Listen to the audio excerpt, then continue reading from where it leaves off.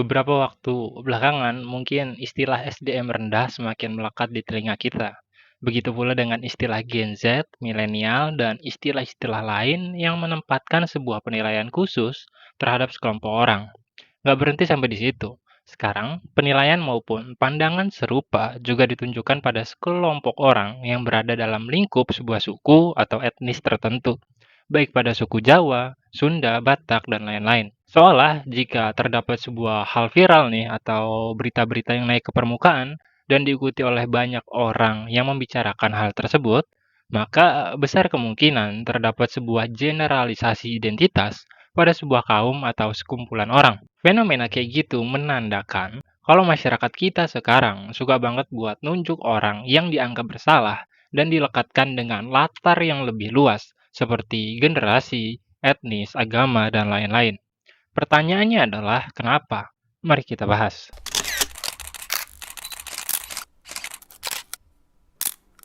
Manusia itu punya sebuah dorongan yang sangat amat besar untuk terlihat lebih baik dari orang lain. Jadi, ketika seseorang melihat sebuah kesalahan yang dilakukan oleh orang lain, maka fenomena tersebut seringkali dimanfaatkan sebagai kesempatan untuk menjatuhkan orang tersebut dan secara tidak langsung untuk meninggikan dirinya. Masalahnya, identitas dalam diri manusia nggak cuma melingkupi keberadaan kita sebagai seorang individu, melainkan juga terikat pada jenis identitas yang sifatnya jauh lebih besar dari diri kita. Contohnya seperti suku, agama, etnis, dan nilai-nilai lain yang lahir bersamaan dengan kehidupan seseorang.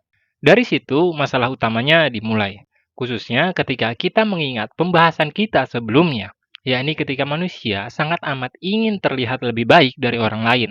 Akhirnya, hal tersebut pun terjadi pada lingkup identitas yang lebih besar, yakni ketika sebuah suku berusaha terlihat lebih baik dari suku lain, sebuah agama yang ingin terlihat lebih baik dari agama lain, kemudian sebuah generasi yang ingin terlihat lebih baik dari generasi lain, dan masih banyak lagi.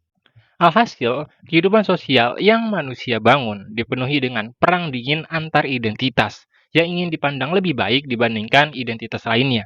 Sebenarnya, masalah kayak gitu adalah masalah klasik yang udah terjadi ratusan atau bahkan ribuan tahun lalu, di mana manusia yang diwakilkan dengan identitasnya seringkali bergesekan dengan manusia lain hingga memicu lahirnya konflik dan peperangan. Masing-masing dari identitas seolah menjaga harga diri dan harkat martabatnya untuk membuktikan bahwa diri mereka yang terbaik dan lebih pantas untuk menguasai sebuah tempat atau bahkan menguasai dunia. Kalau kalian ingat, dalam Perang Dunia Kedua, Jerman pun menggunakan cara yang serupa, yakni dengan menanamkan identitas pada diri mereka yang mengatakan bahwa mereka adalah ras Arya yang merupakan ras terpilih untuk menguasai dunia. Dari situ kita bisa lihat kalau masalah identitas bukan sebuah persoalan yang bisa dianggap ringan. Karena kita bisa lihat hal itu bahkan dalam sebuah masalah yang bisa dibilang sangat amat sepele. Contohnya kayak orang yang berantem cuman karena tatap-tatapan satu sama lain di jalan gitu. Kenapa itu bisa terjadi? Karena begitu mereka berdua lirik-lirikan atau saling melotot satu sama lain, mereka ngerasa identitas mereka diganggu dan ditantang sampai akhirnya melahirkan sebuah perkelahian. Padahal ya belum tentu kayak gitu juga. Jadi, bisa dibilang, masalah identitas yang saat ini sedang dialami oleh kebanyakan masyarakat Indonesia bisa berdampak pada sesuatu yang sangat mengkhawatirkan, karena skalanya yang bisa terjadi dalam berbagai bentuk, dari masalah kecil yang bersifat individual hingga masalah besar yang mencakup kehidupan orang banyak. Lantas, bagaimana cara menyelesaikan masalahnya? Bagi kalian yang suka sama anime Naruto Shippuden, mungkin kalian pernah lihat episode waktu Sasuke ngobrol sama Hokage pertama, di mana Sasuke nanya ke Hokage pertama tentang apa sih arti sebuah desa atau apa arti sebuah negara. Di situ, Hokage pertama ngejelasin kalau desa atau negara berfungsi sebagai wadah atau rumah yang menampung beragam jenis perbedaan, di mana perbedaan itu seringkali menjadi akar dari konflik yang terjadi dalam kehidupan manusia. Jadi, fungsi dari sebuah negara adalah sebagai sebuah identitas yang lebih besar yang melampaui identitas yang lebih kecil seperti suku, etnis, dan beragam jenis perbedaan lain dalam tubuh masyarakat. Kita bisa lihat hal itu kalau kita nonton tim nasional bermain mungkin, di mana semua perbedaan melebur jadi satu dalam balutan merah dan putih. Tapi bukan berarti dengan begitu masalahnya selesai. Karena faktanya, bahkan dengan keberadaan sebuah negara pun, kita masih dihadapkan dengan situasi yang sangat amat memprihatinkan seperti yang saat ini kita hadapi. Masalah tersebut dapat disebabkan oleh beberapa faktor. Salah satunya adalah runtuhnya kredibilitas dan harkat martabat yang dimiliki oleh sebuah negara.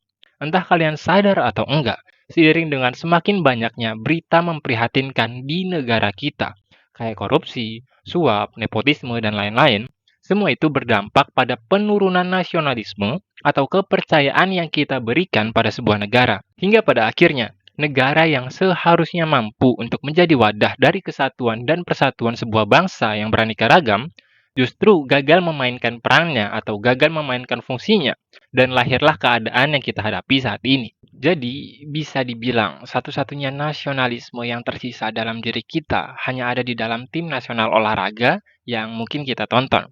Sisanya mungkin masyarakat udah cukup apatis dan bodoh amat sama keberlangsungan negara ini mau kayak gimana.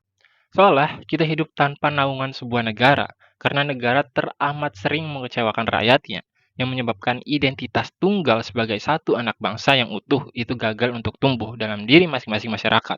Masalah lain datang dari gaya kehidupan modern yang lebih mengedepankan kepentingan personal dibandingkan kepentingan yang lebih besar.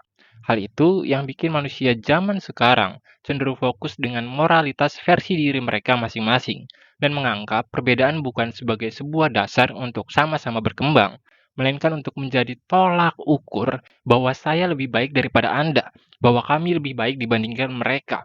Dan entah kenapa ya, dari masalah ini, gue nggak bisa lihat sebuah jalan keluar yang bisa dibilang cukup rasional untuk bisa buat masing-masing orang kembali menyatukan kesadaran mereka atau menjadi guyup dalam satu tubuh. Karena kita seolah udah masuk dalam sebuah ruangan yang nggak ada jalan keluar dari ruangan itu, kecuali kita tertampar oleh sebuah fenomena yang bisa bikin buat kita sadar kalau kita harus bersatu untuk memperbaiki keadaan. Contohnya kayak kasus klaim budaya yang sering dilakuin sama negara tetangga kita, Malaysia. Sebelum ada masalah itu, masing-masing dari masyarakat kita ya seolah bodoh amat sama apa yang namanya budaya, dengan ngomong kalau budaya wayang itu ya milik orang Jawa gitu. Rendang itu punya orang Sumatera Barat, reok itu yang milik orang Ponorogo, angklung itu ya dari Jawa Barat dan lain-lain.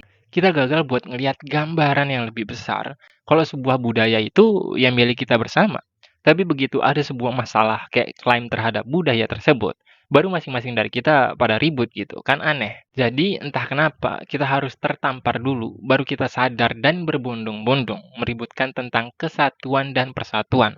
Di luar semua itu, kita justru saling menjatuhkan satu sama lain dan merasa bahwa kita lebih baik dari saudara kita sendiri. Masalah itu juga didorong oleh nilai dari sebuah negara yang kehilangan sebuah identitas, yang bikin masyarakatnya nggak tahu harus apa dalam mengisi kemerdekaan dan kebebasan di dalamnya. Akhirnya, masing-masing orang justru menjadi liar dengan moralitasnya masing-masing dan mengedepankan pandangan-pandangan hidup individual yang dianggap bernilai. Negara gagal ngasih tahu masyarakatnya tentang hidup yang baik itu kayak gimana, dan cara terbaik untuk ngisi kesadaran kita sebagai sebuah bangsa itu bagaimana. Jadi ya wajar aja kalau masyarakat yang lahir tanpa nilai-nilai dan pedoman tersebut justru bertindak seenaknya demi kepentingan masing-masing. Sebagian dari kalian mungkin bakal mikir, ngapain sih bang jauh-jauh mikirin negara, orang kehidupan pribadi kita aja ya masih berantakan gitu. Well, justru masalah personal yang selama ini mungkin kita punya, entah itu kehidupan sosial yang berantakan, masyarakat yang terpecah belah, kebodohan dalam berbagai jenis ruang publik kayak sosial media dan lain-lain, sangat membutuhkan otoritas yang lebih tinggi untuk memperbaiki semuanya. Kenapa? Karena negara punya power dan sumber daya untuk mengatasi hal itu. Dan kalau kita nunggu masing-masing dari masyarakat buat sadar satu sama lain untuk melakukan tindakan yang benar, maka kemungkinan besar hal itu nggak akan pernah terjadi. Karena masyarakat udah terlanjur mabuk dengan kebebasan yang kita punya, yang bahkan secara langsung maupun nggak langsung menyebabkan mereka beranggapan bahwa mereka adalah Tuhan di dunia ini yang bebas melakukan apapun dan bebas menilai atau menghakimi semua yang ada di hadapan mata kita. Sekian Kausal Tasani, sampai jumpa.